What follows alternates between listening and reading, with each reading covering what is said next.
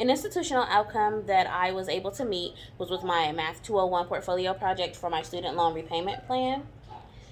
The objective was to display my ability to follow established methods of inquiry and mathematical reasoning to form decisions and make conclusions.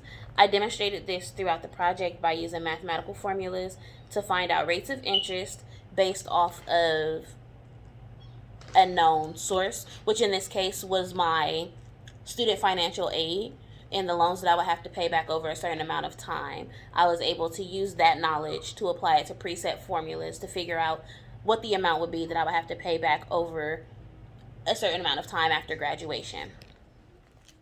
As far as my KSBs go, during the project I used I used a scientific method approach to come up with a hypothesis based off of would I be able to budget my real life and also pay back my student loans based off of my career in early childhood education.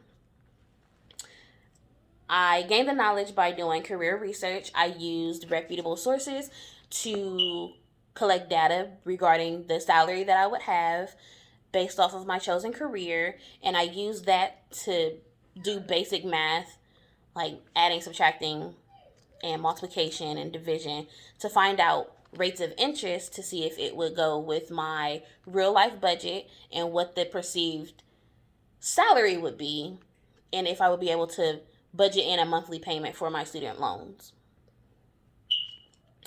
That information to do real world application trickled into my lifestyle and budgeting. This project allowed me to develop an approach to better budgeting skills, create my own career, and feel confident about the decisions that I made to pursue my degree. That was an institutional outcome. As far as a course outcome in early childhood education, one of my classes, ECED 105, which was Child Behavior Observations and Evaluations, was based on my ability to observe, document, and assess to support teaching and learning for young children and their families.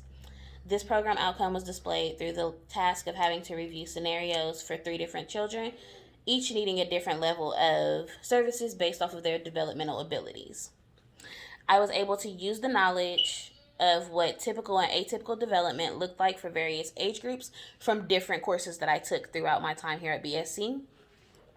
With that information, I was able to decide what type of assisted services that children were able to receive or what I would recommend to children and their families.